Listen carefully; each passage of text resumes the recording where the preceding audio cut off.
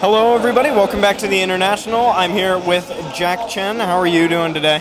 Pretty good, pretty good. And of course, everybody's been raving about the Jack's Corner segment that you've been doing. Can you explain for us how that idea kind of came about and how you've executed it so far?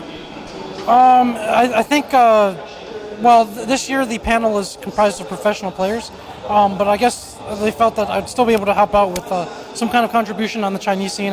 There are 5 Chinese teams here after all, so that's kind of how it came about, and it's just a short segment where I get to talk a little bit about a team or something like that, and I've been working with Machine to find these little tidbits that will make the teams more interesting and more relatable to fans. So that's how, yeah. And is there any piece of information perhaps about one of the teams you've already covered that you didn't get a chance to go over that you think is really interesting? Yeah, there were a little bit with IGV. It's kind of an odd team in the sense that they've done really well online, but they seem to struggle on LAN. And they said that it's because they really feel nervous or pressured. So there's actually a player nickname that has to do with that as well. But at this time, it sucks that whenever anyone's eliminated from TI. So I didn't get a chance to bring that up. It was maybe for the best that it wasn't brought up as well. As a lot of people who are close with you play a lot of pubs. You played a lot of pubs in a lot of different regions.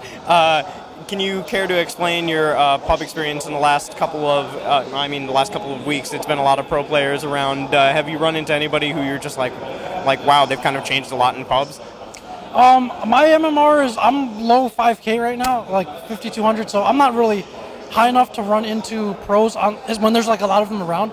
Because the funny thing is, last year when I was boot camping, when I was at the boot camp with Wings, the first game I queued into like Faith Beyond and like they were like much higher MMR than me. It's because there weren't enough players, so I got queued into them. So I haven't really played with pros recently, but like in China, I'll frequently queue with like Mikasa and like some other pro players, and it's very competitive over there. And yeah, so like in terms of pub environment, I mean, you can see crazy quality games here. You can see some precursors to some pub things, like hey, Arc Warden is huge over here, and you saw Cloud9 and some other teams use that as well. So.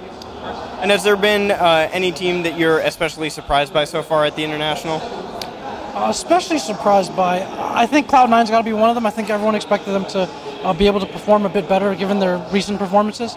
I think LFY has also kind of been a surprise. They were expected to be one of the stronger Chinese teams, but not that good, I guess. And they've really proven people wrong. Like, they understand the patch very well right now, and they've managed to carry that forward into the main event as well. And of course, you're at the International once again. We spoke last year. Are there any goals that you set for yourself going into this event? Anything that you really wanted to accomplish? Well, the thing is, last year went by kind of in a blur. It was my first TI and like super busy and stuff. So I wanted to be able to stop and smell the roses a little bit more this year. This year actually has an even shorter schedule and also a lot of things to do. And because of some like last minute things, I ended up hosting the Chinese panel because there are visa issues. So it's been very busy. I haven't been able to maybe smell the roses or enjoy as much as I can, but I hope I get a chance to do that. But it's been a great opportunity too. So. And on the panel this year, you're working with Machine and Day9 as some of the main hosts. What's it like working with them? I know Machine was here last year. Or no, he was at the, yeah. One of the majors, yeah. Yeah, he was at one of the majors, apologies. But what's it like working with Machine and Day9? So for Machine, I worked with him at the Boston Major, and he was great. That was my first time on any kind of like major or like huge event panel, and he's so good at just like being smooth, making everything ease and flow, taking pressure off you and asking good questions. So he's great with that. As far as Day9 goes, I haven't been able to work directly with him as much, but I used to watch the guy in his videos. He's obviously very personable.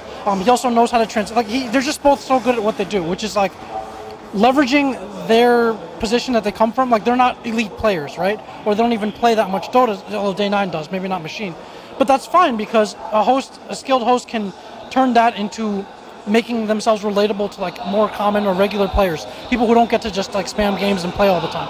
So I think they've leveraged those talents well, and they've done a good job of showcasing the very knowledgeable like pros and analysts that they do have. So I think that's the strength of a host who isn't necessarily as invested in Dota directly, and they've showcased that very well. Speaking about the direction of the panel, there's a lot of pro players this year, and people who have pro experience. They're bringing a lot of analytical strengths to the table. Do you feel that perhaps in the future you'd like to see maybe a little more focus on storylines of these teams before they go into these big games, or are you happy with the direction of this high-level analysis that we're seeing? I think the storylines are always good. I think I think, you know, even in professional, like traditional professional sports, like you have, you know, obviously like pros there feature very heavily as well. They know the X's and O's of the game, but they can also talk about these kinds of storylines. It makes, the story is always good. The story gives people something to follow, something to relate to, something to place outside of Dota. So yeah, I think storylines are always going to be an appreciated part. All right, and before we close, do you have any final shout-outs or thanks that you'd like to give? Shout out to all the folks at BTS, of course. I've gotten to, you know and hang out with them for the past year, and work with them, and it's been great. Like some very talented, energetic, and creative people there. They'll continue to do great things going forward. I mean, they've got two tournaments coming up this year, and some other things in the works. So I'm glad of the direction that BTS is taking, and happy to have been a part of it. Actually, I'm sorry, I do have to jump in with one more question. There are actually going to be a lot of majors and minors next year. Do you feel like that schedule might be a little too cramped? How do you feel about, the prospect of being invited to work a whole lot of events next year? Well, from one perspective, it's like if you're a talent, you should be pretty happy about it because you got more stuff to do. From another perspective, it's going to be, it'll be like very hectic, a lot of back and forth. I know that for myself personally, I went to about 6 or 7 events in like a month and a half, and I felt, pretty tired and a little burned out after that. So we're going to have to find that balance. Some of these events also, like, you're going to be crisscrossing the globe, or you're not sure like what the details are. So it's still a little hard to get a grasp on that, but I think it's good opportunities for existing talent and for newer talent as well. Thank you very much. This has been Team Empire at the International, here with Jack Chen. Be sure to subscribe for more interviews on our YouTube channel.